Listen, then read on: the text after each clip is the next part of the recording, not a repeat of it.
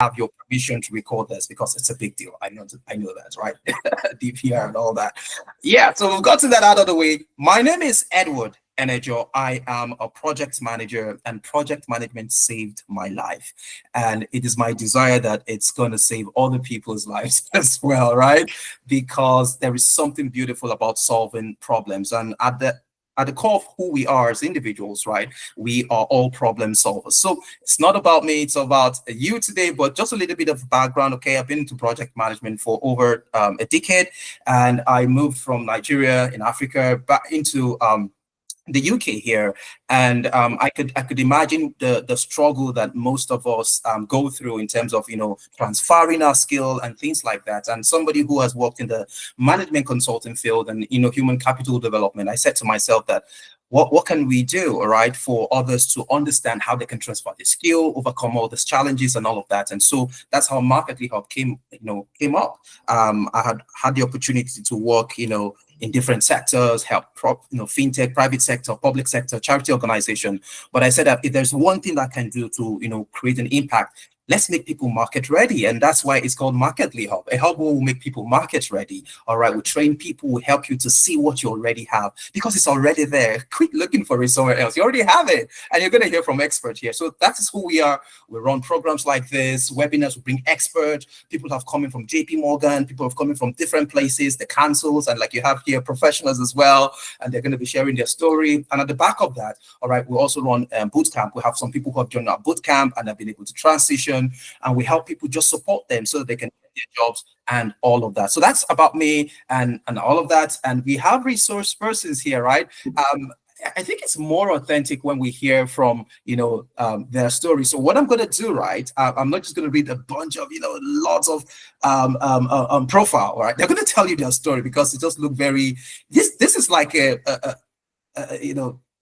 open mic conversation, right? It's not so rigid and all of that. You want to hear the story. It's not about me. I know somebody say, Edward, can you just shut up? I'm here to listen to Shockwave. I want to hear Bukola. So I'm going to shut up very soon, all right? So I'm just going to jump right in. I'm just going to ask the resource persons to just tell us who they are. Just tell us, just who are you, right? Your beautiful faces. Let's know who you are. And also just introduction first, then we'll jump into it. So yeah, who's gonna go first? Bukola, you wanna go first? You're muted. That's okay. Yeah, I can. Thank you, Edward. Thank you so much for this opportunity. And I want to say hello, everyone. Good morning, good afternoon, or evening, wherever you're joining us from. So my name is Bukola Akinwande, and I'm happy to be here. And I just want to say, a few years ago, my world was all around spreadsheets, financial statement, profit and loss, payrolls, and all of that. But fast forward to today now, I'm a project manager, so I work with the civil service, and I'm leading on a very important project that is impacting lives, and I'm so proud to be doing that. So today I'm going to share with you what I do, how I did it actually. And beyond 9 to 5, I'm a passionate teens coach and a parenting coach as well, helping young adults and families thrive. So that's all about me. Thank you. Thank you so much, Bukola. Thanks. I mean, just even hearing that, like, I know somebody's thinking, spreadsheet, project manager. How did that happen? Like, don't worry, just calm down. You're going to hear that, okay? So thank you, Bukola. We're going to hear more from you again. So, Shokwe, Mo, M-O. Yeah, thank you so much, Edward. Thank you, Bukola. Thank you, everyone, for joining in. I hope you can see me. You can hear me clearly, just to be sure. I don't want to assume. That's, what we do in project management. No assumption. Yeah. All right. Yeah, so thank you so much again for having me. Just like Bukola said, I'm going to come, and then Edward started. I came from the teaching background, and I taught for years in Nigeria. I love teaching. Anyone who comes around me know that I always like to, not talk too much, but, talk reasonably. And I found teaching a very suiting career for me. And so I started after my BSc. In fact, I was teaching even before I finished uni. I was teaching right from my 100 level. I would gather secondary school students, I would just teach them. And I was doing all that in Nigeria, but at some point I got tired. I got tired of, the classroom setting, and I began to look for a career that, had more structure, had more strategy, had, a long-term growth potential, if you get what I mean. So I didn't really still know what to do while I was in Nigeria, but, I was just doing it, but really I was tired. And aside that, just like Bukola said, I had my hobby. I counsel people who want to get married and get it right in marriage. And so that was enough teaching for me. So all my life was just teaching. And so when I decided to have a change, I got an opportunity to come to the United Kingdom to study. And then while I was deciding what to study, I just felt, okay, I'll do project management, something in the management sector. So I opted for project management, even though I didn't really have any, experience in that. So I continued. It was tough, having to come for a master's degree in project management right from teaching chemistry. So it was a very tough one for me. So I started and all that. It was for me a fresh opportunity to move into a new field that was aligned to my values, my vision, and my skills at that time. So I pursued it. I pursued the project management, and today I'm where I want to be. I still hope to get more opportunities in this field, but I'm happy where I am today. So let me just stop there, Edward. Amazing. Let me just hearing both of your stories. Like, I know that others who have been receiving the emails like, how is this possible? But hearing your stories like education, chemistry, just looking at spreadsheets and all of that. So, I mean, just to rewind for a bit, right?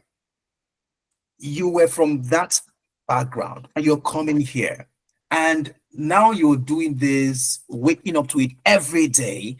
The question is that, like this is a world apart, right?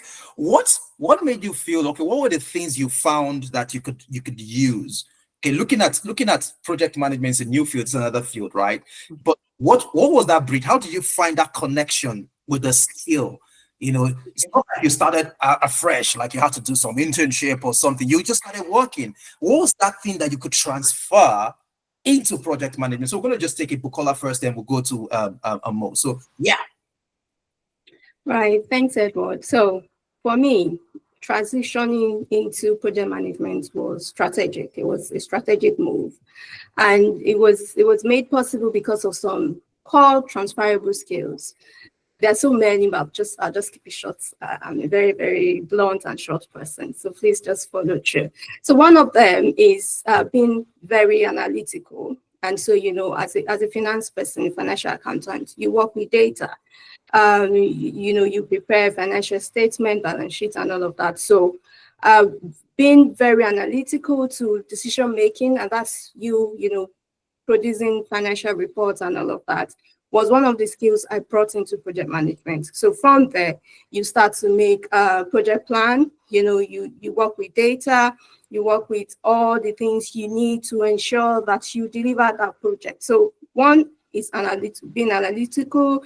Another one is I'll call it being attention to detail, right? So you can't be doing financial statements and not have this key attention to details. And that's also very, very important in project management, because you want to be able to do quality control. You don't want to produce a very wrong report. You want to achieve your milestones and all of that, process management and all of that. So that's another skill. Another one for me was communication, communication skills. As an accountant, you prepare payroll and all of that. you need to be able to communicate and also collaborate. So because you're in finance department, you want to work with other departments because you want to ensure, and everybody wants to be your friend. So, and that's you what managing people, collaboration, stakeholder management.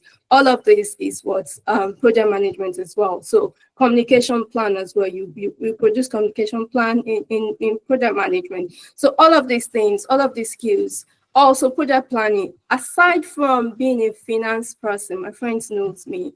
I'm a planner. I can plan trip for 3 years. I'll start planning it now. Everything I plan. So that also made it very easy for me to transit into project management. In fact, that was one of the things I said to myself, what is project management? Aside from being a finance person, I can plan your wedding. I can plan, my baby's dedication and all of that. So that's project management. You're managing projects every day. So and what's you just the brought big that deal? there.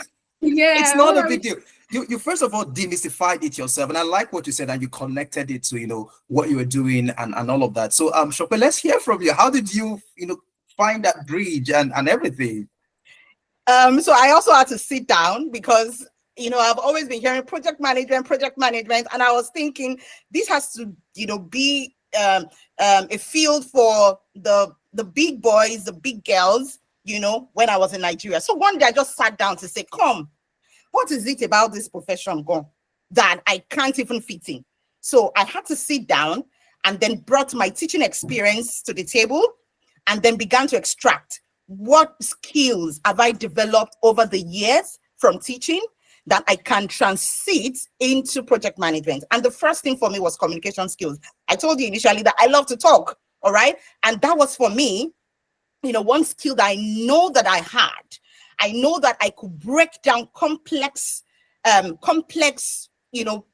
information, to very simpler chunks that people can understand. And my knowledge of chemistry actually taught me that, to break down stuffs into bit by bit. So I brought that skill in, and as a teacher, communication was a big deal for me. I had to communicate to children who are special need, because at some point I taught children in the special needs department, and that's one of the biggest challenge when it comes to communication. So that gave me an experience, bringing it into project management, having to communicate with stakeholders, ensuring that the team is aligned with the project and all of that. And then my experience in communicating with parents, with students, with staff, helped me a great deal. Another skill I brought into the project management was planning and organization. Just like Bukola said, planning is a big deal when it comes to project management. And as a teacher who, was involved in lots of lesson planning that required, clear objectives, clear milestone timelines, resource allocation. If you're a teacher here, you can bear me witness that, at the end of your lesson plan, you will have resource allocation. For me, that mirrors a project manager's role, having to plan milestones, plan deadlines, share resources and all of that. Another skill I brought in was stakeholder management. I, as a teacher, I regularly interacted and engaged, or let me say resolved issues with parents, resolved issues among students. I collaborated with the school leadership and even supported my students, in their academics and all of that. And for me, that directly impacted my role into the project management, because looking at project management, you've got to be able to manage both internal and external stakeholders when you're on a project. Another skill was a leadership and team coordination skill I brought in from teaching, from the classroom. Managing the classroom dynamics can be very funny. You've got to motivate, your students. Yeah. And, to say you can do this, you can do that. Working with colleagues again to translate, whatever you're doing in your class, making sure that everyone is on the same table, on the same page with you. in terms of, you know, students' relationship. And for me, I see that as leading a cross-functional team and, you know, managing group performance, you know, in project. So I brought that into project management. The last one was performance and tracking evaluation. We all know that teachers love to evaluate. You know, at the end of the month, at the end of the term, you have your results. So I brought that into project management. You know, my experience in monitoring my students' progress, adjusting my teaching methods, you know, in the classroom taught me, you know, how to track progress against KPIs and then adapt strategies which are key for project reporting and performance reviews. So these are some of the skills that I brought into project management. Fantastic. I mean, I'm just so amazed just hearing your stories. Like, from education, you saw how you were relating with, you know, teachers, your fellow teachers and all of that. You saw how you were solving problems for kids, and that skill is not biased to a certain age range. The skill still works and all of that. I mean, this somebody says these are interview tips, so well done, fantastic. Sure, we're gonna get into the interview tips because you need to be able to connect your story. I know most people tell you that and just tell them a story they want to hear. No, because they can filter through that noise. They can tell that you don't have the skill. And when you're telling your story, it is authentic because you're talking about something that had happened in the past and you're seeing how you're connecting it. Stakeholder engagement, evaluation. You're just calling all those big names that we call in project management that looks like it's rocket science, but you're teasing it out from finance, from spreadsheet, from working with people, analytical thinking, planning a trip or a wedding. Those are skills that, and I want to ask everybody here, do you feel that you have transferable skill in project management? If you're not here in project management, in the comment section right now, I want you to just comment, I have a transferable skill. Yes, I've got transferable skill. If you do not have it, say it's not clear to me, okay? We just want to know this, all right? So I'm waiting for those who engage. While you're doing that, I want to jump in and ask, because you've talked about all the skill. You've talked about, you know, how you of course, you're now working here.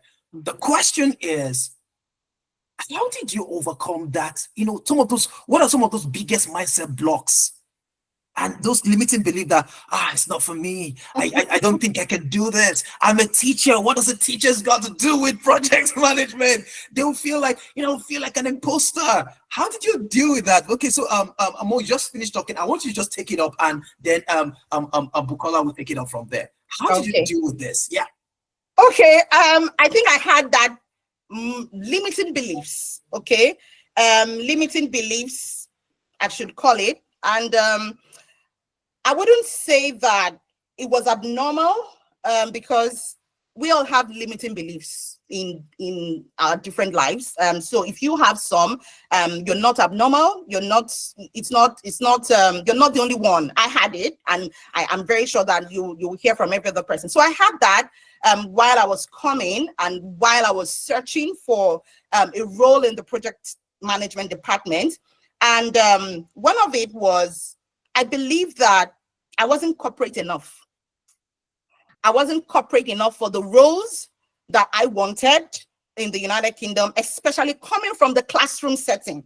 Wow. You know, I wasn't doing the 9 to 5. The average teacher resumes, you know, maybe 7 o'clock, and then you close latest 4. So we were outside of the 9 to 5, you know, thing. Like people think, the corporate world. Exactly. Wow. We don't do all that, you know. So there was that limiting belief that, it's not you they are looking for. It's not people like you they are looking for. You better go and find a school to go and be teaching. They are looking for. Do you know what, Edward? I even tried myself. I tried to apply as a supply teacher here. My boss back in Nigeria, who was a British, had my boss who was a Scottish in Nigeria, the other one a British. She moved down here and she was calling me when she heard that I was back to the United Kingdom. No, I have a job for you here. I have a job. You're a fantastic teacher. I have a role for you. And I just told her, I said, Miss, I'm not coming. I don't want to do teaching again. I was because she felt I was going to waste my destiny, you know, if I wasn't teaching. Yeah. So that was a limiting belief for me. I felt I wasn't corporate enough, so I wasn't going to get a role in the project management department. I also fell behind, due to the fact that I was starting all over in a new country. Yeah. I mean, who will employ this Nigerian teacher into project management was always my question. Wow. And for me, that was imposter syndrome knocking and dealing with me. And to be honest, it was all lies. It's a lie that we always tell ourselves every day. It's a lie. Wow. And this dealt with me for a very long time. I was also worried that my experience would not be recognized and understood until one day I sat down to relate all that I had experienced in teaching into project management, which I shared earlier. I also felt that project management was all about tech. Okay. I felt it was all about computer. You have to be able to write code. You have to be able to do some graphic and some designing, like business analysis and all of that. Wow. I was afraid. I was so afraid. I didn't know that there were different roles in the project management that are not techie as such, especially when you're talking of the civil service. And an example of that is the project support officer. You don't have to be techie to become a project support officer. If who is the project support officer? The person helps to track project progress and obtain project documentation, maintain the risk registers, support the project manager with tasks. And that was just it. Another role that you can take up, especially in the civil service, is a project administrator role. They're all in the project management department, and it's always easier to climb when you start from the system. In the system. So I mean, it's true. Yeah. I mean, the way you just said it now, like you've told us some of those things that you encountered, and to make matters worse, somebody you trusted and all that called you. There's an opportunity, but you knew, like somebody said, I know what I don't want. You knew that this is no longer for me. But the question is, how did you overcome those beliefs? Like, you're a teacher, yes, you mapped out all of this in, but showing up, like, how do you overcome those beliefs and to have what it takes to show up in an interview and like, I've got what it takes, project management is for me. How did you do that? So with all of these limiting beliefs I mentioned, part of the things that I did was to start investing in learning. Wow. Yes, I have a master's degree in project management, but to be honest, they were all theory. It wasn't so practical. It was just book. I started to, start investing in learning, practical knowledge. Practical knowledge. I was more conscious of the things that I did, having to relate everything with project management. Okay, I just planned a trip with for my family. Yes, this is a skill in project management. I was more intentional. I was more deliberate in, countering those limiting beliefs. All right. Another thing I did was to build a community around me. Almost all my friends were project managers, and it was deliberate. Not that I didn't have friends who were non-project managers, but I just wanted, to breathe what I wanted to be. Yeah. The only way I could do it was to surround myself with where I am going. All right. Another thing I did was to celebrate myself, celebrate small wins.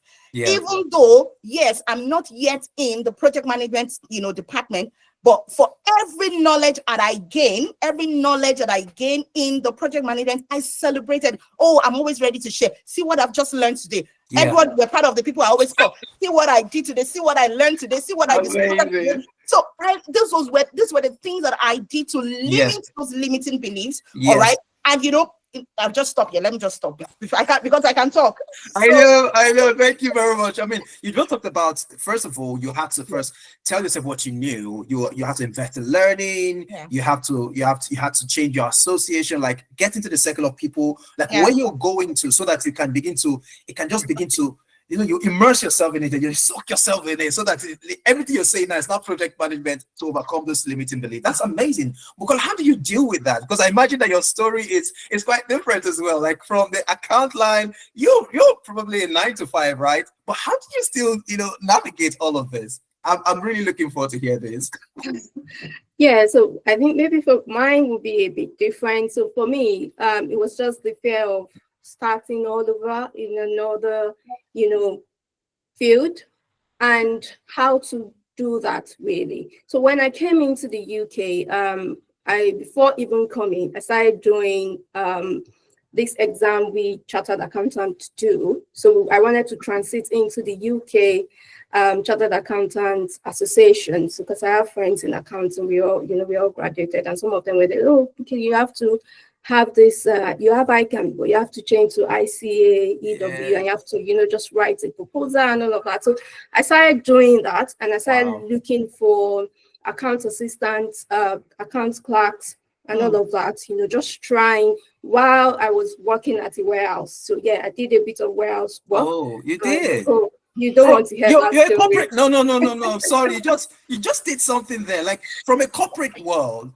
Yeah. You did that. It was tough, Oh Edward. my I won't lie to gosh. you. It was, this 12 to 12 shift. Yeah. And at first they were like, oh, can you do this? I said, yes. Can you do 4 days a week? I said, yes, I can do 4 days a week. Wow. And so they said, come and start. So it was a chocolate factory. I was like, oh, it can't be that bad. Oh, more Edward, it was worse. I was standing, working with the machine, and I wanted to faint. In fact, I couldn't wait for lunch break. And so when I go, I just go and hide in the toilet. I was crying, I was praying, because it was really tough for me in a new environment. So the transition, it's called that trauma, that shock. Yeah. Wow. And so whilst doing that, I was applying because I knew what I wanted. If not anything, let me just get accounts clerk, So I was just going for that in the mornings, because it was night shift. In the morning, I just run to do some interviews and all of that. So I got an accounts clerk work. And the interview too was a very funny one, because the man just said, I've been in Nigeria for 10 years. I know you Nigerians are very hardworking. Oh, I said, really? Where were you? Lagos. Oh, I used to live in Lagos. So it was all like that. And it just took me. He said, I know Nigerians, and that day Your was values. really good, yeah. And so I was happy. I dropped the warehouse job and I started that role. But something happened just 2 weeks into the job. They needed to change the location of the company, and so we were at home not doing anything. So I said, oh, I still need to actually do something.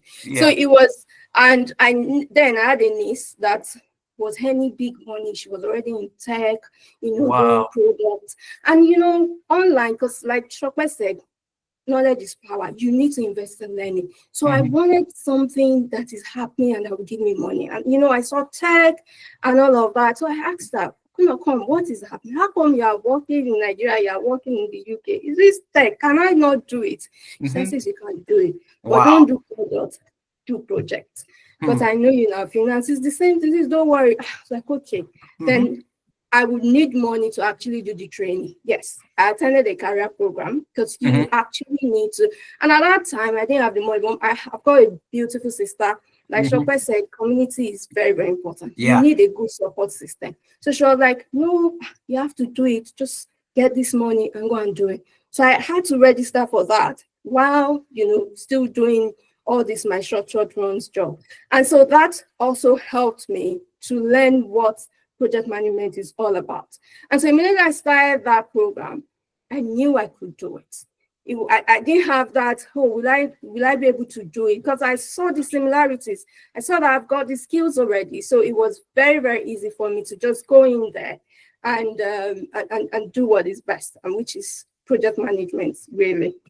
So I just stopped there. Edward, let me just add to what Buki had just shared. I also did a boot camp. That was the first thing I did. And to be honest, that was so helpful, because it brought the practical sense of everything we had done in theory and all that. Everything you thought was hanging in your mind, you could actually do it hands-on, So if I don't want to advertise them, because I'm not going to mention their name, but that was what I did. I paid a lot of money, have a lot of money, just to do it. And then that really helped, to be honest. Amazing. And I mean, this is, you said, it's actually true, because my story was that, in Nigeria, I studied physics, right? I graduated and I said that I want to solve real world problems, right? I didn't see myself wearing a lab coat, trying to look at some, atoms and everything, measuring quality and quantity of matter and all that. And I said, okay, I want to work. And I want a scholarship. I did a training as well, 6 weeks and project based, and I was assigned to work in an international, leadership learning organization. And I did that internship from there, and I got my first role in management consulting as a business analyst. Of course, the project skill and everything, process mapping and everything, but I studied project management. And that was my ticket from physics, all right, science into project management, and I was managing project for the country and all that, and I came to the UK. I call them transition job. Bukola has told us her transition job, warehouse. And I know, I mean, if you're in that club, it just we know ourselves, right? I was doing customer service for a bit. I was answering calls, selling what's it called, insurance. All right, that was still too show. Yeah, that was still too. Please. I did a bit of that as well. Oh, you did that? Oh, I my did gosh. customer service. People don't talk about this in what professionals go through, because they're having to transit into a new environment. You're dealing with the culture shock. You're dealing with the the adjustment, the different thing, and all of that, and every resistance that comes in. This bias and all of that. I'm gonna call the name because hey, it's not. It's just what it is. But for me, I don't talk about the spilled milk. I talk about what I can do to change my situation, like you've done, Bukola, like you've done, Chokwe. So I guess the question is right now, right? What did you do to overcome those rejections? Did you get all those, unfortunately, love letters that hit your email like over and over and over again? You make it sound as though you just transitioned. Oh, I've got the skill. I've applied for a job and I got the job. Was that the journey really? Or you also encountered, unfortunately, emails? And how did you overcome that thing? Because some people, they probably have done a bootcamp, they probably have project management or like a master's, but then unfortunately, email, they can make your bad day feel like a bad month. Like just one bad, can spoil the entire month. How did you overcome that challenge? Okay, so for me, unfortunately, well, it's normal, it's part of it. And I want to say this to anyone listening, right? So unfortunately, don't let it mean that it's lack of potential. No, it just means that it's not yet time. And it means that it is not yet purpose, So for me, I see all those no's as you're not yet there. And sometimes the no's is a limiting belief of someone that's not yet seeing your potential, right? And so one thing I always do is, oh, what happened? Can I get a feedback? And you trust them, they always give you feedback. And one that was really funny to me was like, oh, you said so many things which were right, but it was just so many things. I was like, you mean I said the wrong things? She said, no, you said the right things, but it was just so many things. So what I did was I was thinking, I tried to analyze what was she trying to say. What she was trying to say was I spoke too much. I was not direct. I didn't give them, oh, this is what I would do. So I said how I would do it, where I would come from, and all of that. And that's not what they want.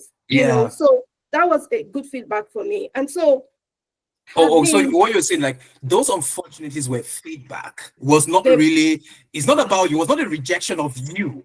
It was a feedback. Yeah, it's feedback. And being in the system now, I know so many things that I can tell people. Some people will say, oh, it's because you are black, it's because they saw your name. No, most of these people don't even see your name until you are shortlisted. Until you get there, they don't know your name because there's so many things that they put in place to reduce them being biased. Because also they don't want to be sued and they don't want to spend another money shortlisting or recruiting. They don't want to do that. They believe it's even waste of time or duplication of resources. So for me, no's is just to say, okay, try again, try another time. All right. And sometimes you see that no, or unfortunately, means that when they shortlist you now and they don't pick you, right, it means that you are closer to that place. Right, I've gotten one that 2 days to the interview. Oh, I'm sorry. We just noticed that you would require sponsorship, and we don't offer sponsorship. You can imagine. Yeah, so I felt really bad because what I do, I know we'll still get there, is I will email you, introduce myself to you, tell you what I'm coming to tell you during the interview. So he was actually looking forward to my interview. So he felt like, oh, because I'm sorry this is happening, but if it means so much to you, out of a 4,000, you were one of the 3 that were shortlisted. And so let that be a good thing, make you feel like you get it. So I felt, wow, that's a good feedback as well. So sometimes no doesn't mean it is a no. It means you're not there. And that one is actually not for you yet. Amazing. There's something that you just said right now that you were talking too much all over the place. And I know, Shokwe, you're going to come there as well. I think that feedback made us to come back and just, okay, reset. I mean, I tell people this, right? I've had the opportunity to coach hundreds of people, and some of them have gotten jobs with sponsorship. In the UK, the transition, I've spoken to somebody who was HR, and now they are now into project management. The title of their role is on stakeholder engagement and all of that. Like you said, there are different ways you can come into project management as a profession, but your job title may just be, something else, right? But here is the thing. I told this lady that whenever she sent an email, that she should send an email to, whenever she applies for a job, send an email to the hiring manager and ask for more information, which is what you said, Bukola. And you just kind of tell them what you want to tell them. Like, it's an interview without all the whole, seriousness. And they're trying to connect with you and know if you're the right fit. And by the time you do that, and you show up for the interview, they will not be looking out for you because they're like, I spoke to somebody who sounded very good. And this thing changes the narrative for some people. That's only what they need, And the second thing you talked about was, telling your story in a structured format. Shokwe, I want you to also share with us how you overcame these challenges and spend some time talking about a structured format. I don't want to say it myself because you did it. The story is about you today. So come on, let's have it. Let's have it. By the way, guys, are you getting value in this place? If you're getting value, put in the comment section value. Right? Value. I want to know if this is making sense to you, or we should just end this here and everybody go back and sip coffee and tea or whatever you're having this morning.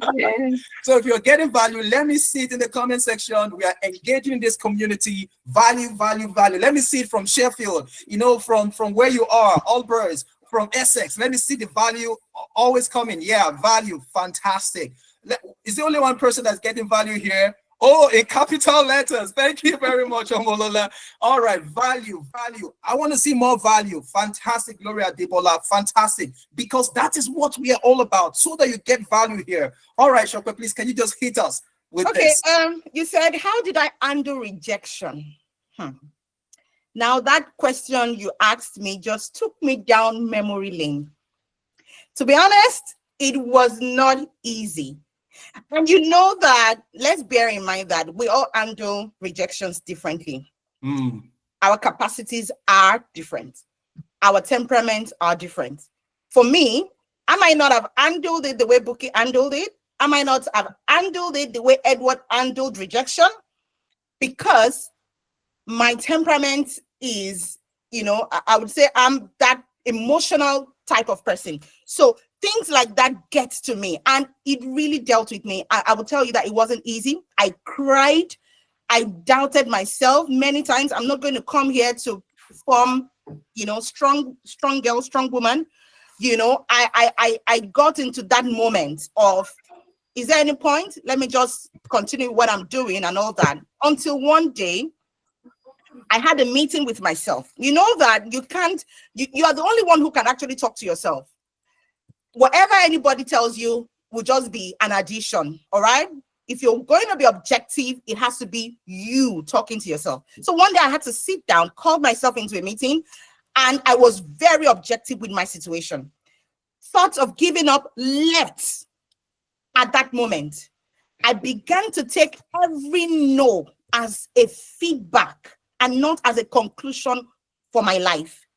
I began to see rejection as a stepping stone, not as a rejection of my worth, because that was what I was thinking initially. I'm not even, I would start saying, oh, so those people who have been telling you that you're smart, you're intelligent, have been fooling you, have been deceiving you all along. Now the interviewers are actually showing you to your face that you are not smart. These were the lies that, the enemy was saying to me, until I'll tell you that I'm somebody of the Christian faith, and that helped me, to transition from that phase of being rejected, of that feeling of being hopeless. I leaned so much on my faith at that season. I began to use affirmations over my life every single day. I would put words of affirmation on my wall where I can see every time I wake up in the morning. I say to myself, Shokwe, you are not defined by the feedbacks of the interviewers, but by what God says you are. I am the head and not the tail. I am above and not beneath. am chosen, acute, and highly favored. These were the words I was speaking to myself. And I'm not trying to preach. And these were the things I was doing to myself. You have to The bring most yourself preferred- back from that depression. Exactly. Like, I needed to talk myself out.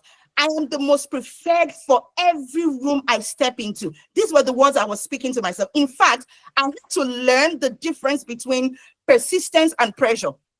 That season taught me. I used to know it as just a word, but I actually experienced it, practically, the difference between persistence and pressure. I was able to understand that sometimes the best move was to rest and re-strategize rather than applying out of fear or urgency. I need to get this job. I've set a limit for myself. This year I have to get that project management role. And then I was applying it to every Tom, Dick, and Harry rubbish. It was just more out of fear, out of urgency. So I began to apply strategically.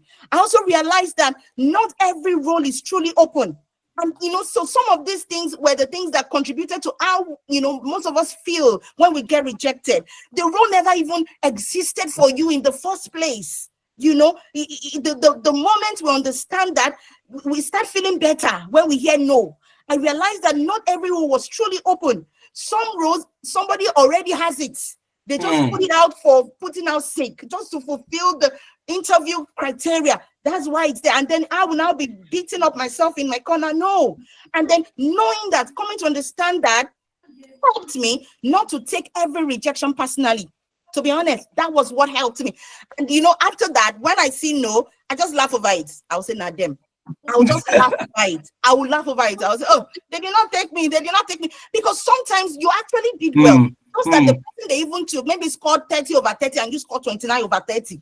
Have you not passed? You did well. You did well, sure. It was maybe a point over you. So I stopped beating myself. That was how I overcame that, season of my life. Yeah. So I think it's more about perspective, like you have rightly said. It's about perspective and the fact that you're here. And sometimes it's easy to forget what you once were. Some people here were actually senior manager level. That's the truth. I know some people here. I'm opportune to know some people here one-to-one. You were rolling with people who were probably above. I mean, I say this not to come across as, it's just what it is. Some people here, you're working with people that where you're coming from before, you're probably their boss, right? Yeah. It's just what it is. But because the change of environment, the culture and all of that, they have been here for a while. Of course, they earned it because they've been working for a while. But the truth is that because of transition, it kind of set one back like 3 steps backward. Sometimes, some people, it could even be more. For some people, they didn't have to take any step back. But looking at it for what it is, you still went through all of that, yet you got the job. Yet you showed up, yet you overcame those things. So it's about perspective. Remember who you once were and say that you've got this thing. The fact that you didn't get it, it means that it was a feedback. And Buki, you talked about Bukola, you talked about you're telling your stories all over the place. And sometimes, it's just like when you're watching a movie. Nobody wants to know how the main character went to the bathroom, took their bath, they had a shave or something, or they were coming back, they hit their foot on the door. They want to know all of those details.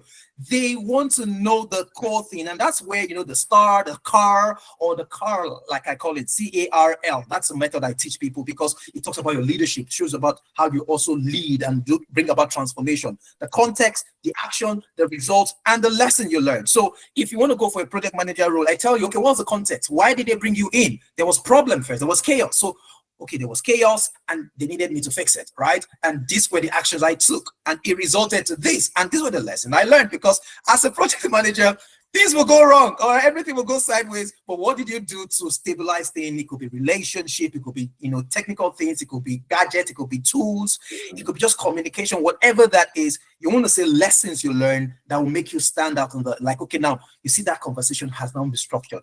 You would have been talking and rambling for 5 minutes, but you said that in 1 minute. And it's just context. They can remember what you have said. And I tell people, it's about perspective. So some people do not know themselves. You talked about sitting down and had a meeting with yourself. Some people need to go back and have meetings with themselves today. Like, really, stop.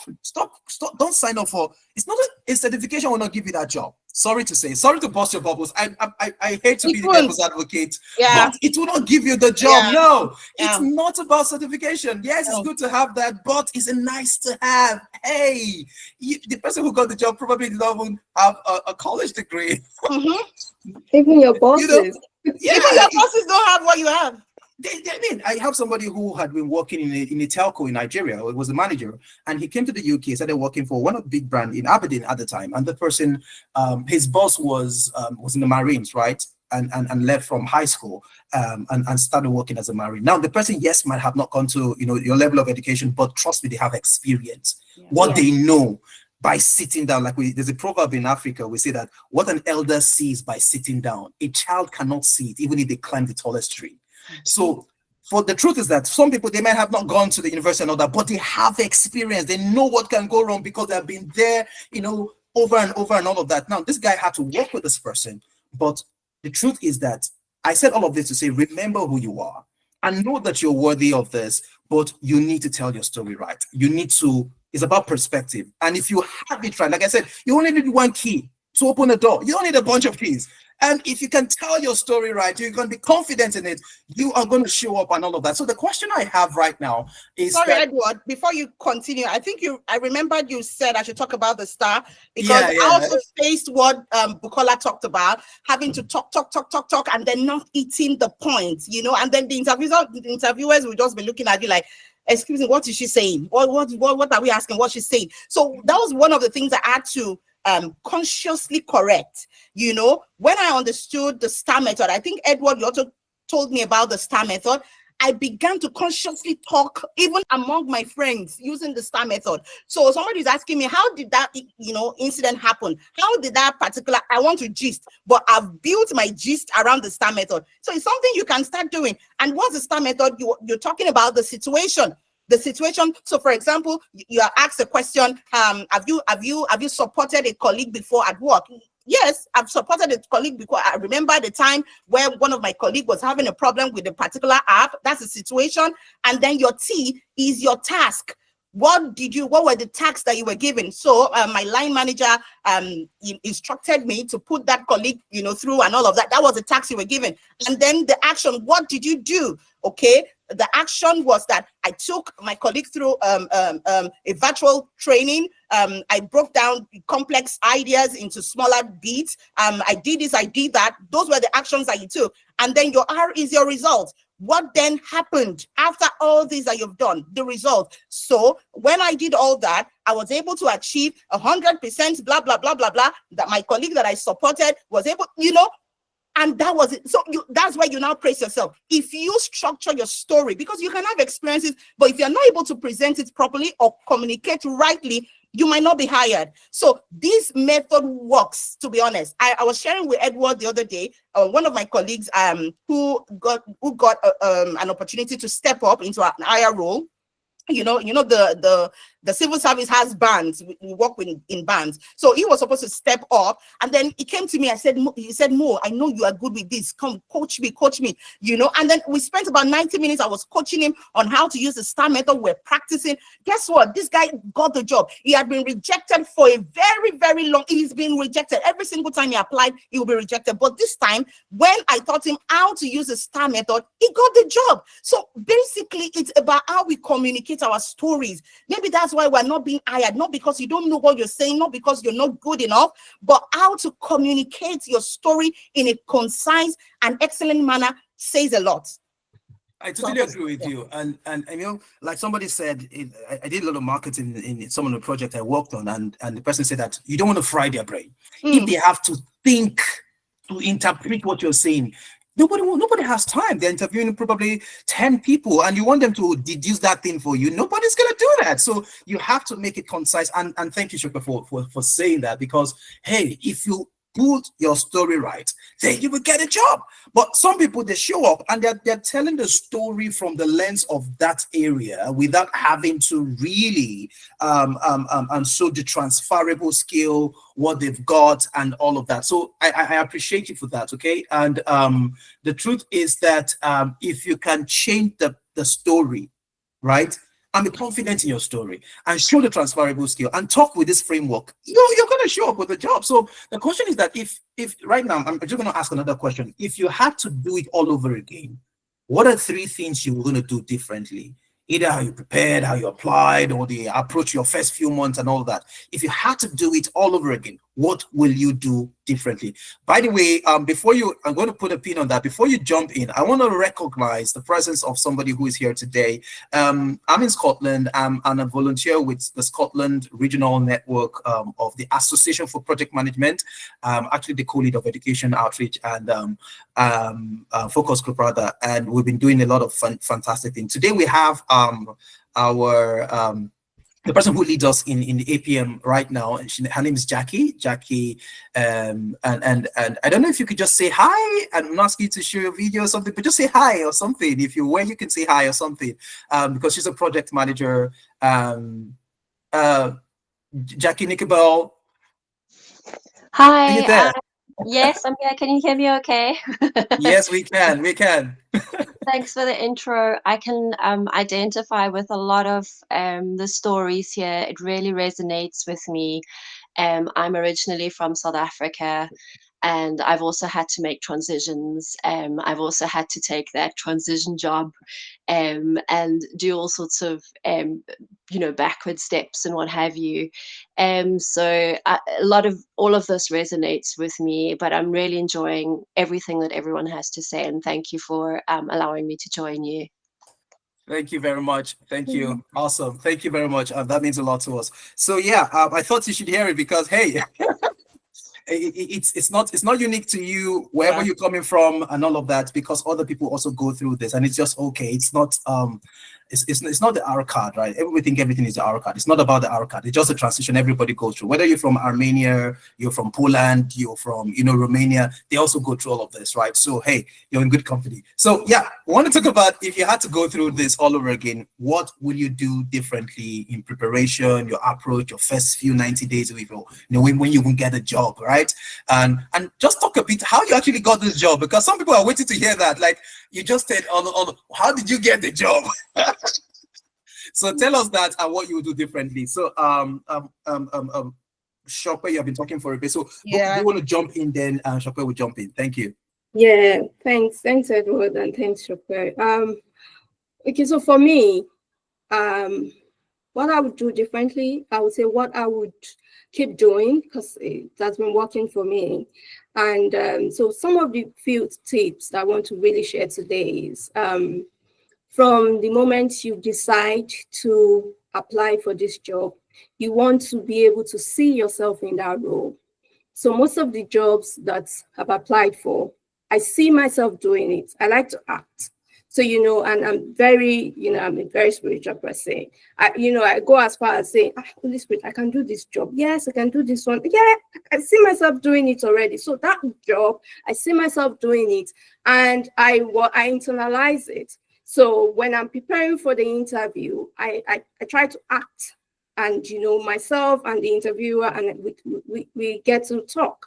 And when I talk, you see the way I'm describing it. So you can almost see me doing it. So one of the first role I got with the NHS, after the interview, I started the role, and she was like, what made me give you that, or what made me, wait, sorry, before you go, you mean you came to this UK?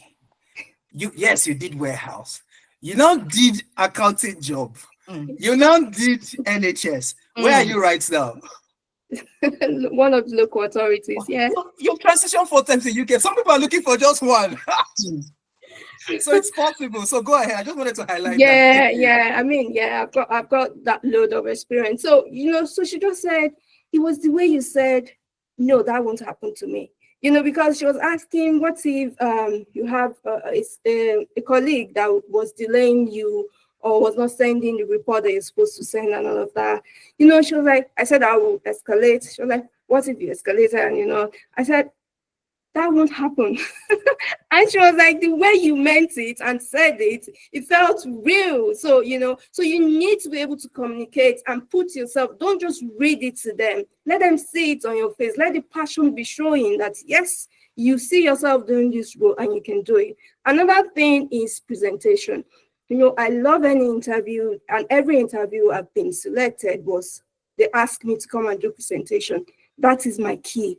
I over prepare for my presentation. I look at them in the eyes. I deliver. So when you're going to present, you need to ensure that your slides are top notch, and you're able to speak to these slides and you deliver it. They are measuring your communication skills, your prepared, what's that word? Preparatory skills. Yeah, like you're ready to actually do the job. Excuse me. And also, they want to be able to see that you've got the experience and you know what you're doing. So you're going for a project management interview. You need to mention the terms, the keywords. You need to begin to say stakeholders, collaboration, communication skills, milestones, tasks, process management, and all of that. So they begin to see. Maybe you are saying those things, they're writing it down because that means you know what you are coming to talk about. So you just don't go there and give them textbooks. No, you want to react. Know the key terms. And these key terms is in the role specification, job description. They have said it there what they need you to bring to the table. So you must be able to go there and talk about it. So they, they'll keep saying, nodding their heads because they just want you to show them that you can do it. Eddie has said it. They don't want your certifications, really. They want somebody that can actually do the job. So, all those things, you need to be able to see yourself doing it, act as if you're doing it already, and you just go there and deliver. Unfortunately, it just means that you are not there yet. That is not the right one for you. And, on the job, I said, when I got into NHS, it's an entirely new ball game because I began to see new things, acronyms. It felt like I was learning a new language. You begin to see so many things, and you want to be able to communicate, ask questions. These people just tell you, no question is wrong. You want to ask. Yeah. Some people might not give you what you're looking for. Another person will be there that wants to be your friend. So you want to keep, collaborating, being very nice, keep smiling. My sister would say, just be smiling. Keep smiling. Keep checking after them, So it's easy. You just find a way to just, move in and do your job, really. Amazing. Amazing, because all you said is absolutely phenomenal, and I totally agree, because this is okay. Somebody just sent me a message. The person is here now. I said that they got the feedback that the person did not mention the skill they wanted. Like, you would have thought that. Thank you very much, Arinze. He's on this call. You would have thought that after all this thing I've said, wouldn't you know that I know how to do this? But no. They are not going to imagine it for you. You have to say it. You have to tell a time when describe, they call it behavioral, whatever, right? Tell me a time when you did this, and you can use the STAR framework and all of that. Ensure you mention those things and I utilize this skill.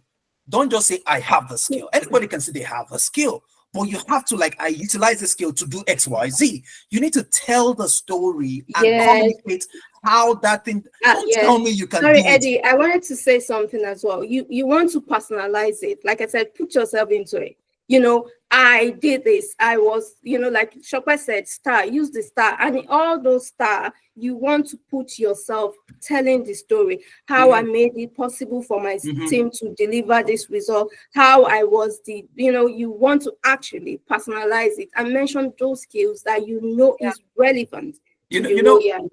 So sorry to jump in. One of the things that is holding most people back is that, because somebody asked a question in this comment that I've not even got an interview, talk about preparing for the role and all that. Trust me, your CV is doing a bad job. I'm sorry to say, is the truth. You are not representing yourself with the story. What I tell people is this: your CV is the trailer.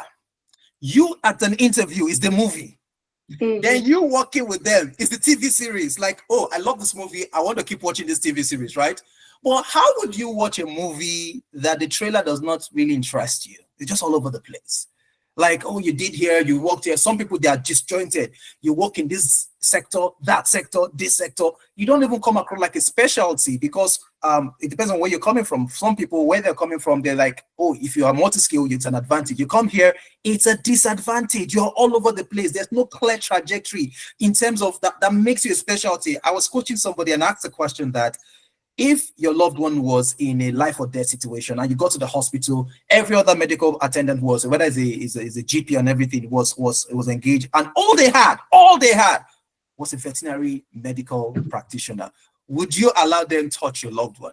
The guy was like, no. I was like, but it's a life and death. Wouldn't you allow a veterinary medicine, like somebody who treats animals? It's still medicine. He said no. I was like, that's what you're doing with your CV. You're showing up as somebody who is an expert, not in the field of the job you're applying for, and you feel that they should give you that baby. No. So going back to the story, like your trailer, if your CV is poor, you will not get interviews. Or if you get interviews, then your CV is doing a good story. Some people, you're just one perfect resume away from the interview that changes everything. And if you don't have that, the first thought is your story. And you have all said it. So yeah, sorry to just jump in. Shoko, you want to add into that what you do differently? Yeah. Okay, so you asked 2 questions. How did we get the job? Like, and what would you do differently? Is that not? So yeah, what you do differently? Yeah. Okay, so what I'll do differently, if I had a second chance, okay, is that I would network sooner. I underestimated how much relationships and internal referrals matter, and even external, referrals. I underestimated it, and especially in the civil service environment, just like we do in the Nigerian, setting, where most of the jobs are gotten by relationships. All right, it happens here. To be honest, it happens here. It's just that they don't make it so known like that. They do that a lot. So I would encourage us, especially those of us who are immigrants, to network with people, especially the locals. Be their friends. Create relationships between them, because these people, they know people. All right. So, and then visibility counts. So I would network sooner. That's one thing I would have done differently. And another thing I would have done, I would do differently if I had the opportunity, is not to doubt my experience. I wasted a lot of time assuming that I needed a UK specific background to fit in, when in reality, I only needed a transferable skill or transferable skills. All right. So that's what I would do differently. And lastly, I would prepare more for workplace culture. And, this affected me in my first job, my first 9-to-5 job right here. I remembered I just got the message. I was just, during the times of applying, my CV was everywhere. I was everywhere in the job engine. And, I just got a text message on my phone. Are you interested in this role? Blah, blah, blah, blah, blah, blah, blah. It was an administrative role, actually, in the NHS. And, I remembered I called one of my sisters. I think she's on the call. I was asking her, because she also, she's also in the system. And I was, trying to get knowledge. How do I prepare? How do I do this? And, she gave me tips. And that's why I talk about, communicating, building relationships with people who have gone ahead of you. You don't keep quiet when you're at that stage. So I called her, and then she put me through. I went for the interview, and for the first time, I got a yes after a lot of rejection. So, but when I got the job, it wasn't what I really wanted, because it was a low band administrative role. Okay. But, and this is where I want to come in. Like, if you're coming into a new field, like maybe the project management, you're coming from another sector into the project management, you've got to be humble. Some of us are delayed, or some of us haven't gotten where we want to be because we're expecting to just jump in there. I'm not doubting that will not happen, but sometimes you need to build skills that are, right here in the United Kingdom. Just build it so that, they just want to see your experience in the United Kingdom. So I opted for it. I went for it, but I knew that I wasn't going to last there because it was too low for me. I knew that I was underused. I was underproductive there, but I was still doing it. But something happened which corroborates the point that I mentioned, that if I knew better, I would have prepared for workplace culture. I got there because it wasn't my level. I don't know if it's ego. I don't know. I'm not going to say it's pride. It was just, for me, I didn't see myself interacting with them. They were all white. I think I was the only black in that team. I didn't see myself in that environment because it wasn't what I wanted, really. I'm like, no, this is too low, all right? So I wasn't relating with them, and there was this unspoken culture. Edward, we've talked about it before, unspoken workplace culture that they were practicing. I saw it, but I didn't know that I was meant to fit into that culture. I remember that at 12 o'clock in the afternoon, everyone, the whole team will walk out. They will go for walks. That's what they call it. They will go for walks. And then during that walk, I know that they do a lot of gossips. So I was trying to remove myself from the gossiping. Yeah. They were catching up, actually. They were catching up. But your culture sees it as gossip. Gossip. One of my friends who was born here, who was also a project management, then told me that, Mo, you've got to join. And and she wasn't saying that I should join in the gossip. Even if it's just to say, really? Okay. You know, you've got to join. You can't just be a loner and say that because they are doing this, they are talking about this, you will not just go. We have to be smart. And that's workplace politics. You know, sometimes we are too spiritual, sometimes to want to play this politics, but there's nothing bad in actually playing the politics. So I saw that workplace culture, but I didn't play it well. I didn't really fit in. So I didn't know that they were already despising me because of that. I didn't know. Wow. I could see the vibe. They didn't like me. They all didn't like me. I could see that they were the ones who were speaking to me were only doing it because they just wanted to be civil, not because they liked me like that. So when it was time to reduce, so the government couldn't fund anymore, and they were going to reduce. I was the first person that was told, you know what? You're not a culture fit.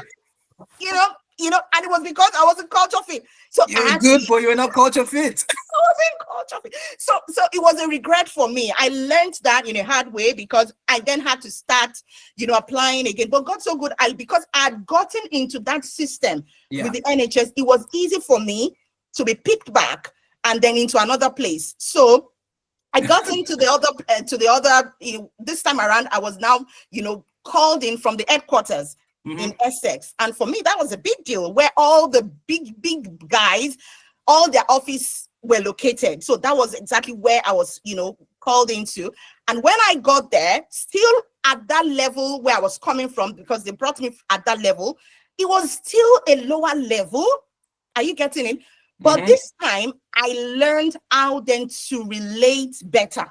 Not the way I was coming and trying to form like I'm not at this level, I'm just managing it. The heart was written all over me that I wasn't happy with what I was doing. But this time around, my true self came out. The lively, bubbling Mo, you came out. I will relate, even though I was the only Black person, I will relate with everybody, chat with them. If they ask me questions like, where did you go during the weekend? How did you do the children over the holiday? I didn't see it as being intrusive any longer.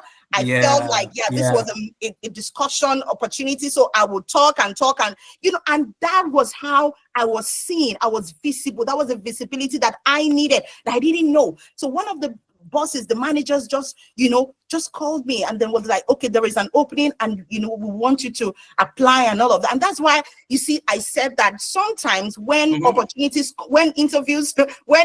opportunities come and they don't pick you, you think that you've not done well. Sometimes they already have a person, they have somebody. Yeah. They have somebody. So that my experience actually showed me, because they called me, Mo, we want you. Can you go apply for this job? Just to be formal, apply for the job and all that. And then I applied.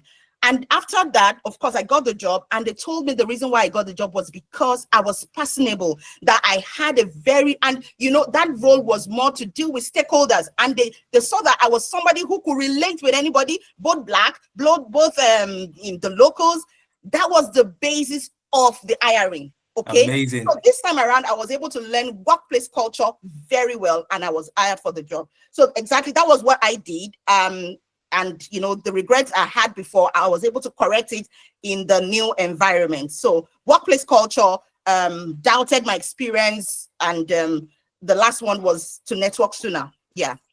Amazing, amazing. Thank you very much for that. Because see, sometimes this little thing, like it's not about getting the job, it's all Yeah. about also building relationship. And you said that it doesn't matter the role you enter with, right? Just get into the system first. Yeah. Some people feel that, oh, I want my sponsorship from the gate. Hey, we don't know you yet. It's like going on a date and asking for a kiss. First date, are you asking for a kiss? Seriously, I don't know you. And all of that. Let them work with you. And sometimes some organizations say it's a fixed term contract. They put that fixed term because, hey, they don't want to get into a long-term relationship with somebody they don't know they can manage, right? What if the person is not a culture fit? What if the person does not know the job and they just said some nice things on their CV? So get into the room first. Let your sponsorship conversation come in when you're already in the system. They're like, wow, this person is so valuable. We don't want to lose this person. And even if they don't have it, I know somebody who was the person showing them how to apply for sponsorship license. They are qualified, but they did not know. But imagine you're just showing up and you're asking them, I want sponsorship. Like, even if you're the son of King, Charles, hey, like, don't just make demands from the get-go. Get into the system first. And when you are in the system, you build relationship, you build rapport and all of that. And you can now say, hey, I really like working here. This place like family right now and all of that. To be very sad to go, but this is what I'm in right now. I was wondering if there is an opportunity for this and all that. And I get it, because where we're coming from, we're told to be upfront. If you want something, say it, and all of that. It's part of the culture shock, because you're learning, you have to unlearn how to do certain things to relearn how to do things that will make you work. Because the truth is that it's just part of that perspective, right? It's about that perspective. So you have told us a lot about how to start all over. You've told us a lot about how to fit into the culture and everything. And so for somebody who may be feeling stuck right now, okay, they don't feel they're qualified, or they feel they've been rejected too many times, what's one advice you want them to walk away with, right? Today. Anybody, so Buki, do you want to go for that? So can you repeat the question? I was just reading the charts. I think so. Yeah. So the question is that if you for somebody listening right now who may be feeling stuck, okay, what's one advice you want them to walk away with today? So Buki, I'm going to ask you that question specific to you and all of that. Yeah, for me, it's not to give up. I know it's really, really hard. Do not confuse, like I said, rejection with a lack of potential. No. Your no is the no is not about you really. It's about the timing, alignment, or you are allowed to actually grow, into your next role. Like Shopper said, you want to start small. Yeah, you want to start small. And I see, I look every week, I just look at the job sites and I see loads of jobs. There are jobs in this country. I see loads of jobs. NHS, council, there are a lot of jobs. So if this is not working for you, you want to, go a bit down, and, you just want to pick one that really aligns with you sometimes. And it doesn't matter how you entered. No, that's another thing with civil service. You can come through finance and you end up in project management. The good thing is you're in. So they begin to tell you, oh, there's a role here. Even your boss will say, are you fulfilled? My boss, one-to-one, he will always ask, are you still happy? Are you still motivated? Is there anything else you want me to do? You're like, why are you asking me so much questions? I'm okay. I'm like, I'm fine. I'm really good. I'm happy. So, and for instance, if I say, no, I think I can do better in this department, he's going to talk to the other department. That is them for you. So you need to just enter it first. You want to start small. Chopper has said it. You can come through so many roles. If not project manager, it could be administrator, support officer, and all of that. So just keep going. I had a friend that did over 300 interviews. She got 3 COS from Nigeria. She was in Nigeria. She got 3 COS from 3 NHS trusts. And they brought her in. So you just need to keep going. Doesn't matter how many no's. When you get that one yes, the no's doesn't matter anymore.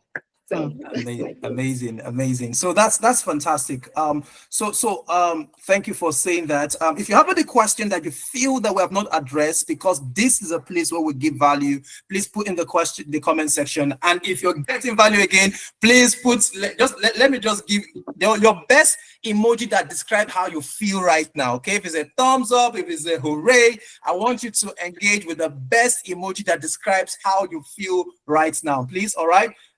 So the last thing is that the last question I have for you, Shopper, is that, all right, Haruna is giving us joy. Haruna, thank you very much. The last question I have here is that, okay, now you've said all of this, right? You've gotten the job.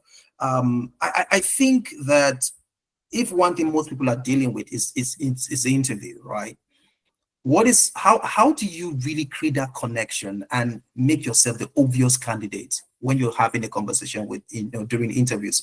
Bukola had talked a bit about this, like, that's not going to happen to me. I like, oh, that's so authentic. You can't read that in a book, right? So, Shopper, how do you deal with yours? Like in interviews, how do you show up and make sure that I'm the person? Like you're literally telling them you're making a wrong decision by not choosing me. Yeah. Okay. So firstly, I'll talk about presentation. Because everything is. Yeah, go on. So okay. Please mute your microphone. Yeah, thank you. Okay. I'll talk about your presentation, and that starts from how you show up. Good thing, most of these interviews are done virtually. Of course, if it's done virtually, make sure that you have all the virtual etiquette obeyed. Don't have stuffs behind you, looking shabby, dress properly, dress corporate. Don't just wear a t-shirt because it's virtual. You also want to obey the virtual rules. That's one, that's presentation. Secondly, is your demeanor. You're smiling, like Bukola said, smile. It doesn't take anything away from you. That's the interview. The interview started already. Your presentation, the way you look, all right? How you speak, the courtesy, all right? Every single thing is adding some points for you. And then after that, you talk about yourself. You sell yourself. And I'll still go back to the STAR method. So most of the time, they start with questions around who you are. Okay, let's meet you. I also noticed from my experience of interviews that they've stopped. I don't know, Edward, if you've noticed that. If you've noticed that, they don't start with, "Can we meet you anymore?" No.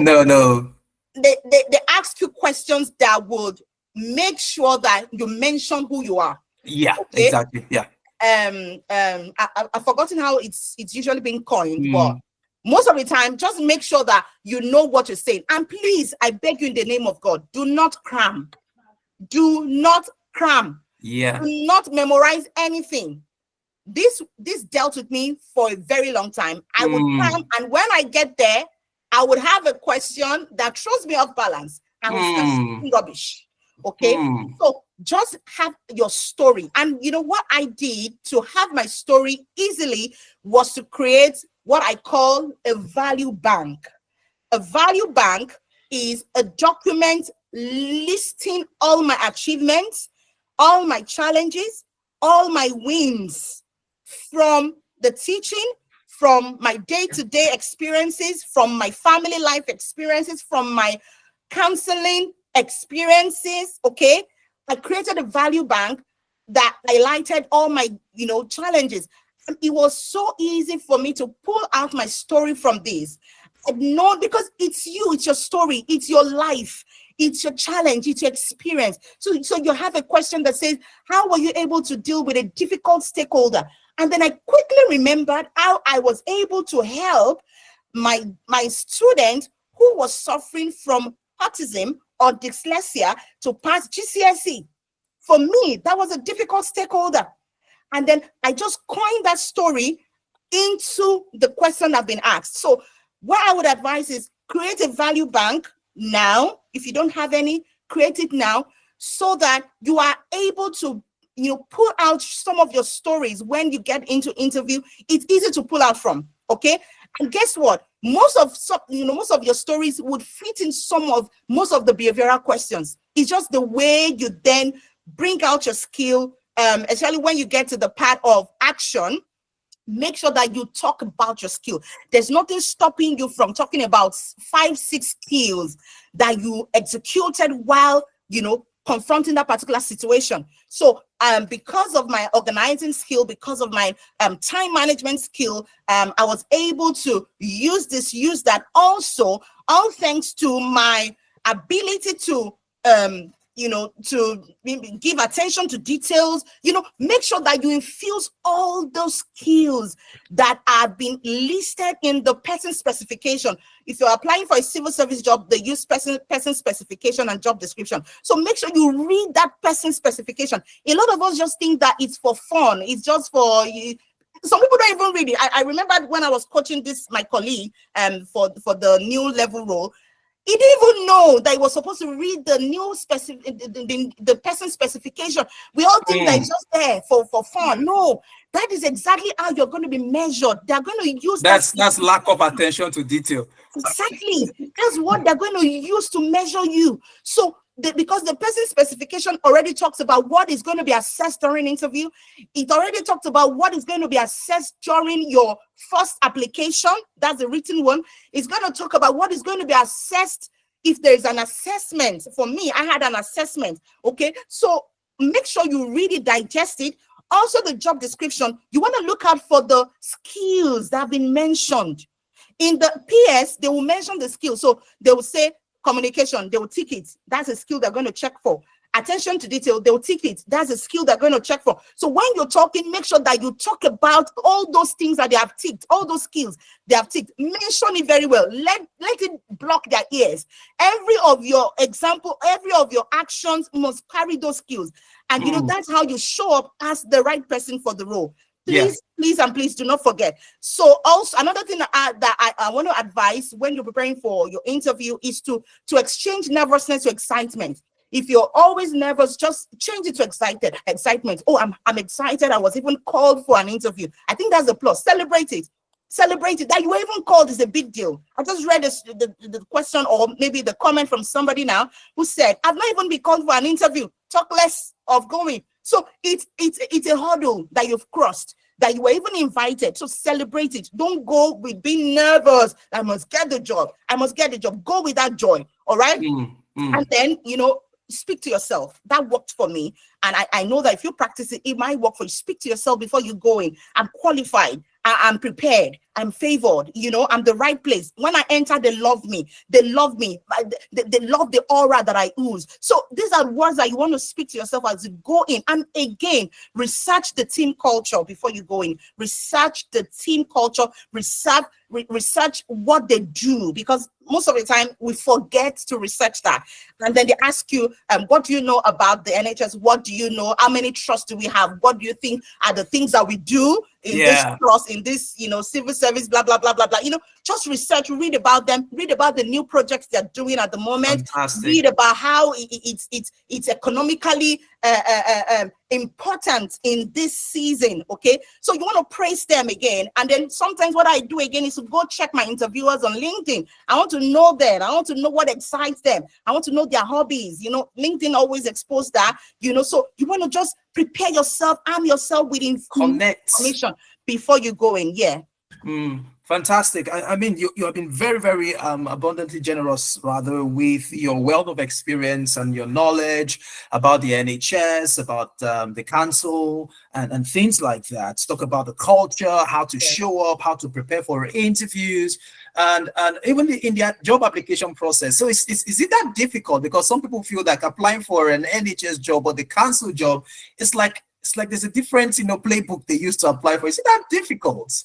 Is that the case? No, I was going to add that just going to some of these questions that said, what did you do to be selected? Some of us has not even been selected. I mean, you're doing something wrong. The job process for NHS and civil service is the simplest, honestly. It's very simple. They've told you what they want to see, and they've even indicated what they are looking for. So they've indicated what they are looking for in your application. Shopper has mentioned it. What they want to see in application, they will tick it. You see AAA there. So those things they said, application, that is what you want to put in your application. There's no how you will put those things there and you will not be selected. I'm telling you for free.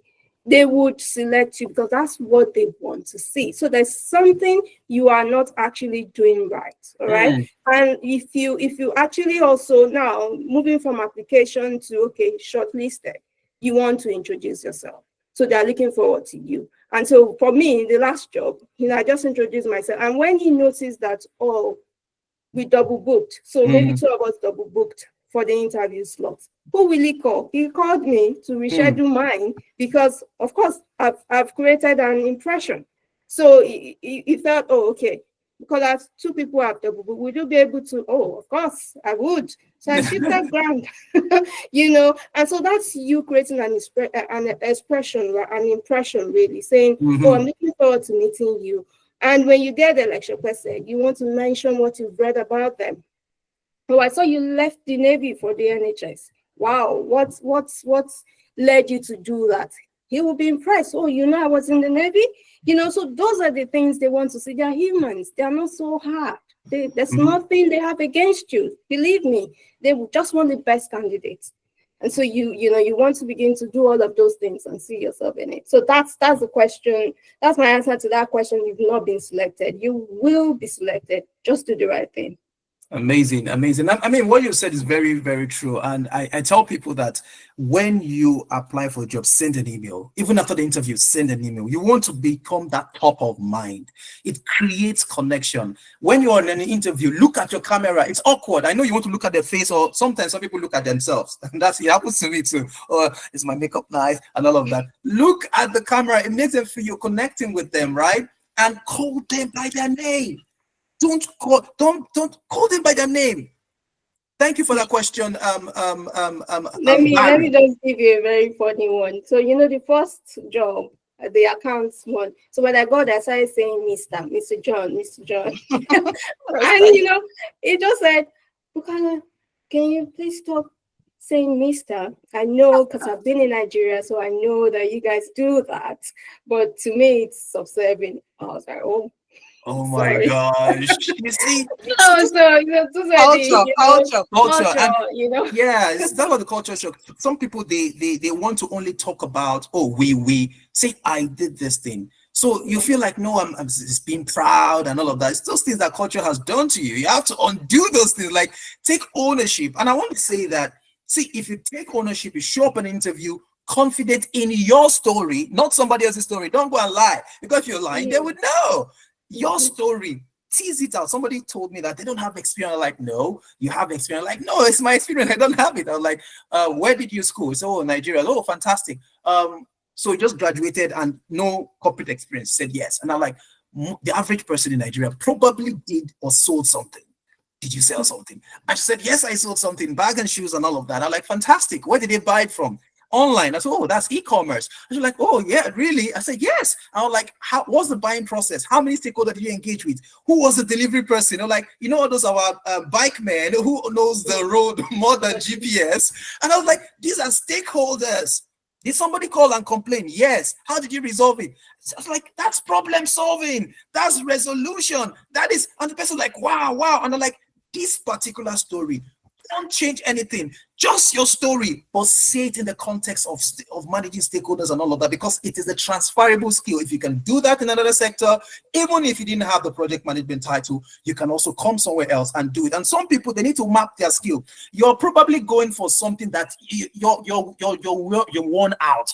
Okay, it used to work where we were, right, in your former country and all of that. You're now here, and it could be that yes, it's still here, but maybe the moment is telling you that this is no longer for you, right? And like Mo said, that education is no longer for me. Even when she had the opportunity, she said, no, some people, you just need to just change direction. I know somebody who came to the UK. I did a skill mapping session for her, and she had done masters in pharmacy. She has been in pharmaceutical for over 10 years. And she was here, and to break into the pharmaceutical sector, it's like, oh my God, regulation and all of that. Not a lot of compliance certifications. And she was like, I don't have the time. I'm working here right now in my transition job, in her version of transition job. I said, I'm tired. And I'm like, tell me your story. And she told me her story. And that's what I do for people that I speak one-on-one. And she got to me like, oh, you did a lot of, stock record and all that. Do you like numbers? Oh, I love numbers. I love look. She just I was like, okay, it's okay, it's okay. you come across like somebody who will love data. I was like, oh, I love data. I love seeing how everything. I was like, maybe you should just switch into data. And she was like, wow, I never thought about that.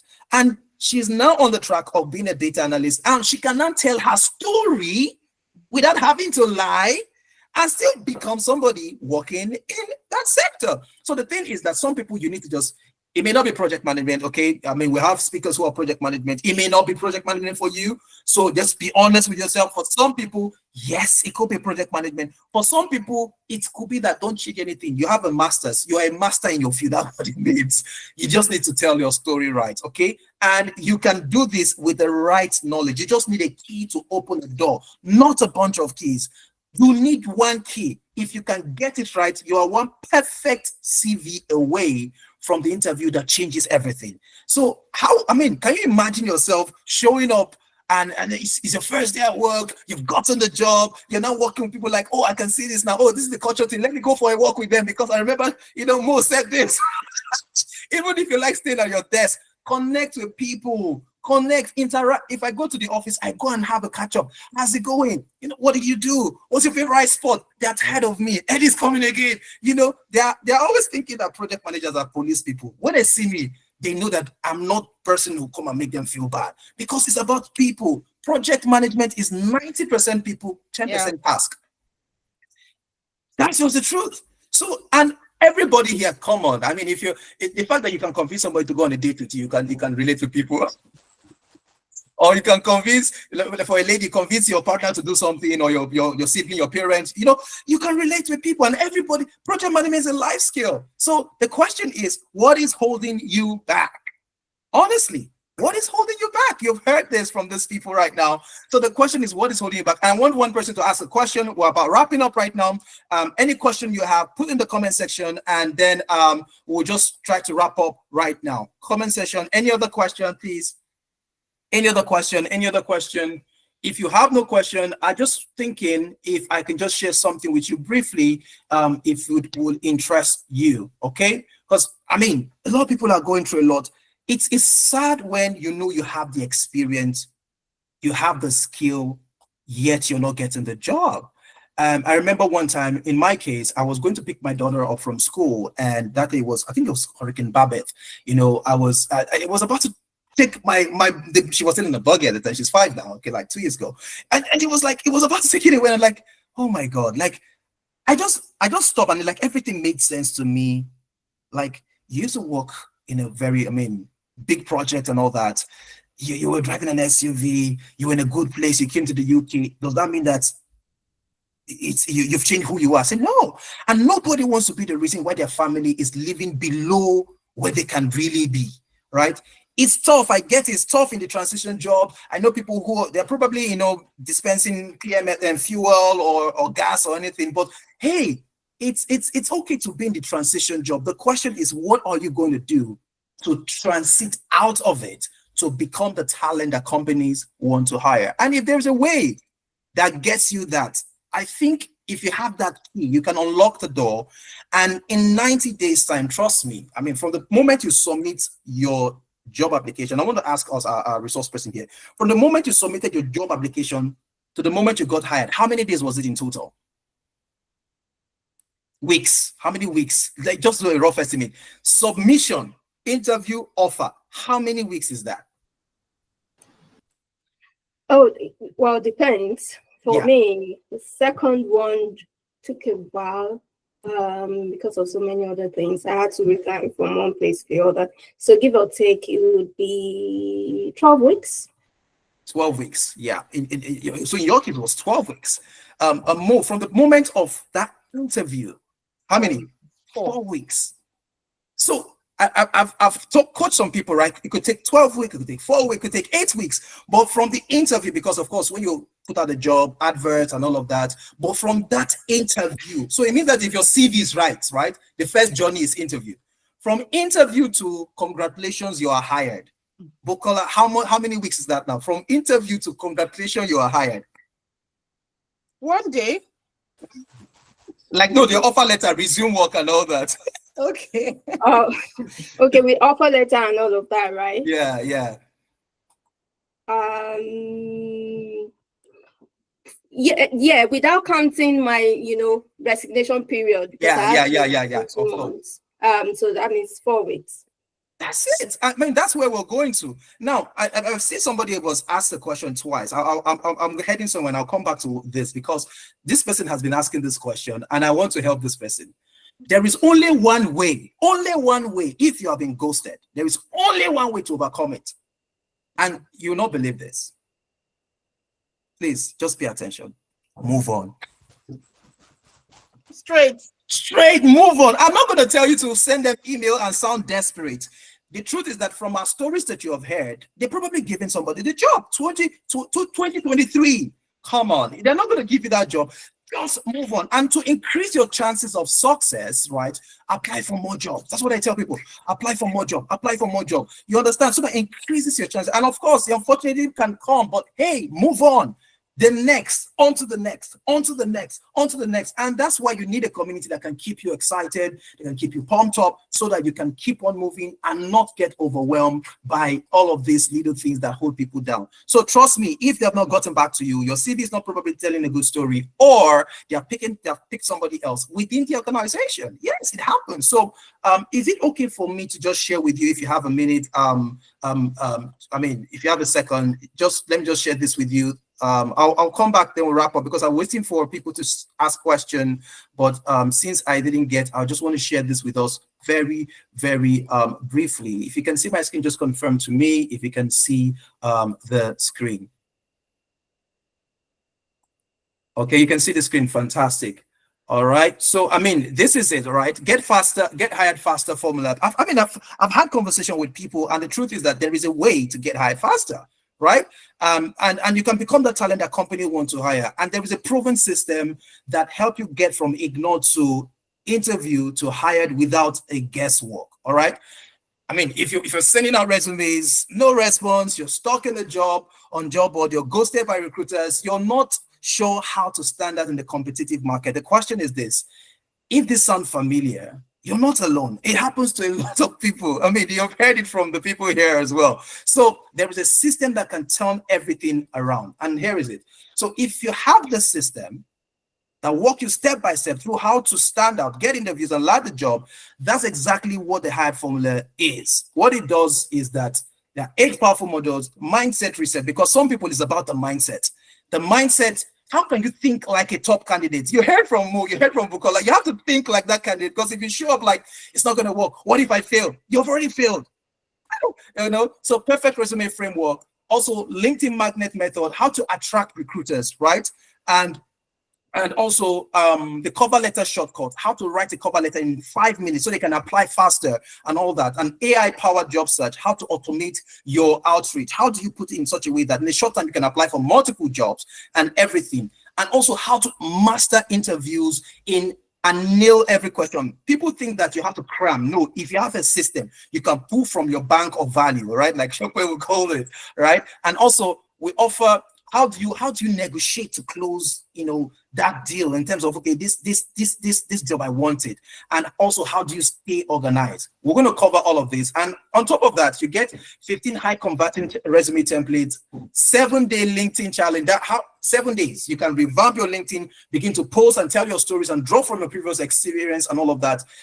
We have AI toolkit, we have Get Hired Affirmations pack. All right, you can listen to it and just to remind yourself, and also you have access to private support. Now, on top of this, the value is over £300, but you're going to get this for $39.99. And here is what I'm going to add to that. Anybody who gets this, right, I'm going to do a skill mapping for you, because some people don't understand how to do this, right? I'm going to do a skill mapping one-on-one for you if you get access to this. And anybody who also signs up, all the interviews, the people who have spoken to you have access. You cannot see those webinars anywhere online. If you join our Thrive community, where you have access to all the recorded webinars, you are going to have access to them. Listen to people who are now working with JP Morgan Chase, people who are working from digital marketing. They are now sales people and all of that. They're closing people on the phone and everything. And you can go to this link. I'll put it in the comment section rather. Okay, sorry. Let me go back to what I was doing. Just go back. Okay, no worries. Sorry about that. Go back. All right.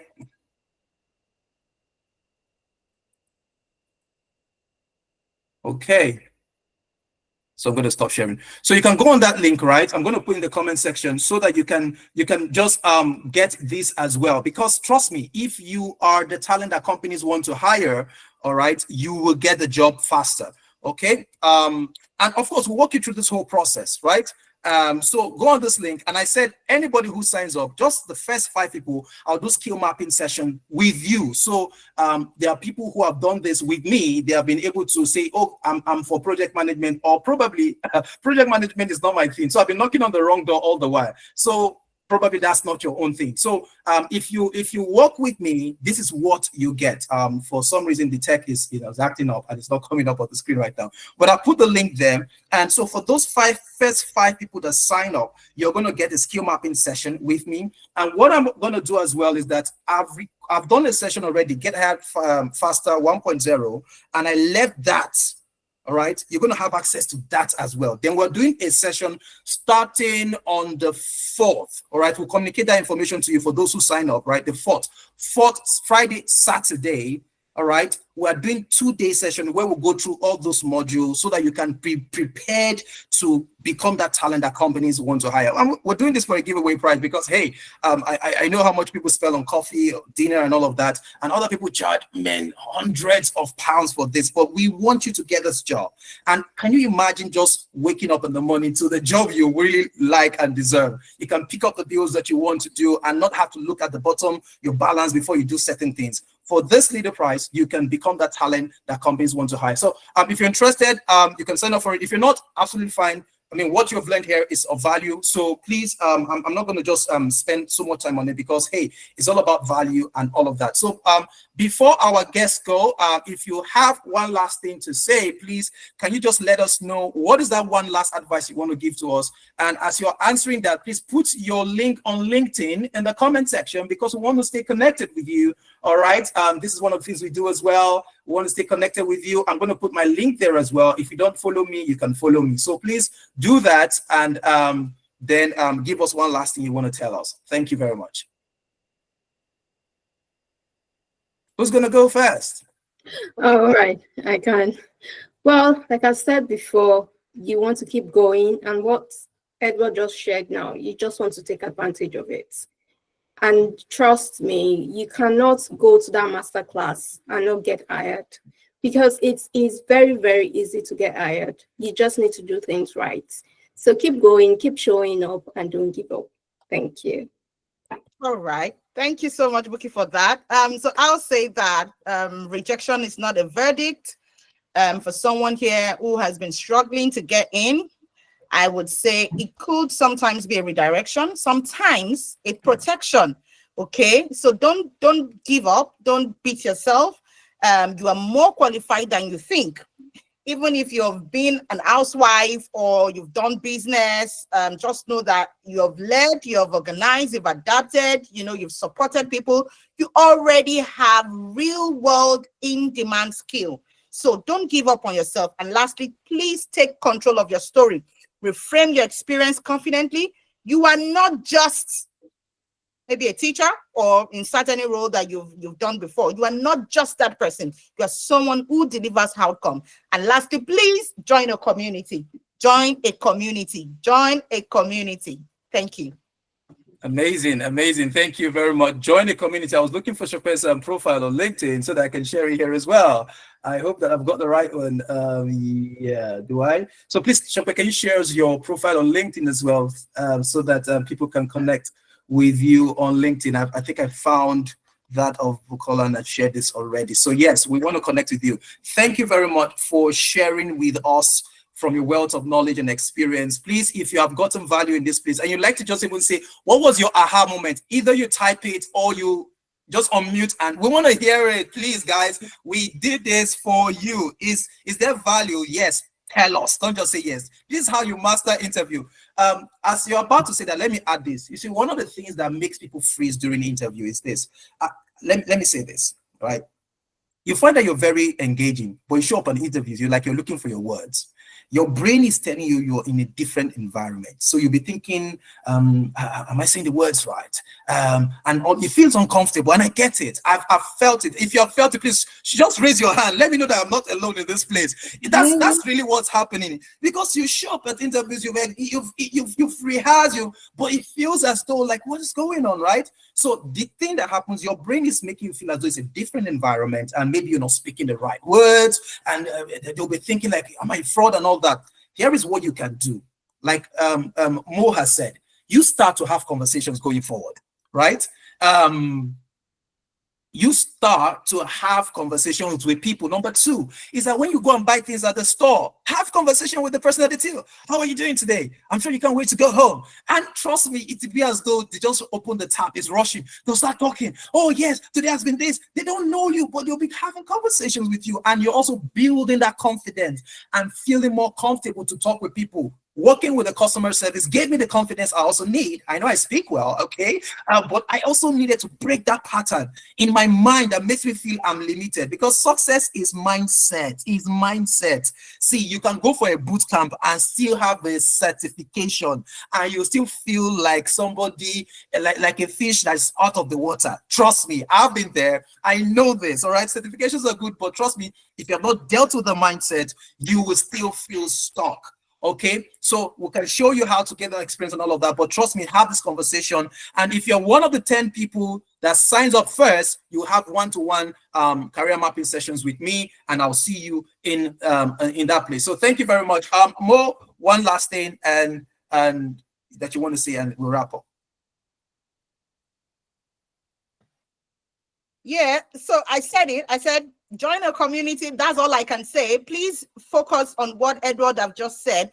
You need help. Sometimes you need somebody to just hold your hands and guide you. We don't know everything, to be honest. You just need somebody that can sometimes validate your story, that can validate your experiences. And that's why being in a community is very crucial to moving into a new environment or into a new workspace. So please, go with what Edward has said. He's been my friend for years, and he was there when I was going through the hurdles of trying to apply for jobs, get into the project management. He really helped me. So please sign in for this, and you will never regret you joining.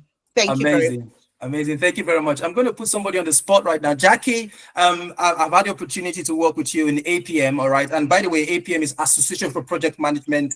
It's not for project managers. Project management as a profession, all right? And you can join as a community. If you're a student, you're free membership for a student. You can join, yes. And there's a job board there. There's a job board that you will not see those jobs on LinkedIn. So you can join and have access to that job board. Go to the website as well and have more opportunities there. And if you want to be a member, trust me, it's also a good place to be a member. Membership is how much? How many hundreds of quid? And you can do that already. So please sign up and become an APM member as well. Jackie, if you're where you can talk, all right? I hope you don't have tea, sipping tea right now. But if you're where you can talk, I want you to, I'd like you to, if you will, just share. Is this in rocket science? I mean, by privilege of association, I know that you're originally, I think, Scottish, yeah, but you have been away for a long time, and you're coming back.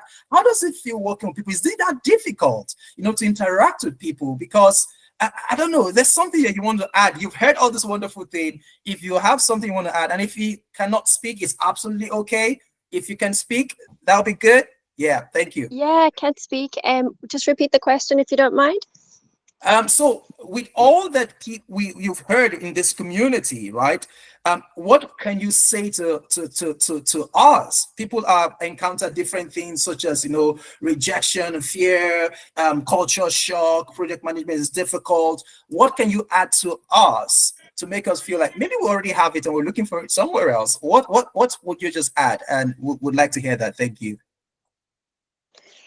So really, it's a lot of what the guest speakers have already said, and there's a lot of things that you can do it simultaneously. They don't have to be dependencies on one another. So you could already be working on your LinkedIn, sorting out your CV, and networking at the same time. So everyone's more than welcome to join APM as a student member or associate or a full member, depending on your story, and come and join our events in Scotland or around the UK. And network with people. The power of networking is just so strong, and you never know when somebody, remembers you and remembers, something impactful that you said in a chance meeting, at an event, or wherever.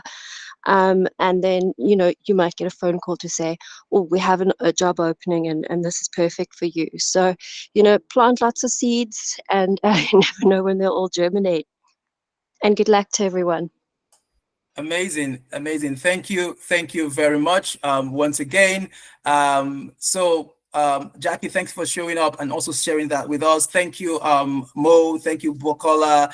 Thank you for those who were able to share their experiences, right? And we're able to speak to some of them, not all of them, but to some of them. And thank you all for making our time to be part of this here today. We just want to say thank you, and do have a fantastic weekend. So thank you all. Bye-bye. That is the end. Enjoy your weekend. Bye now.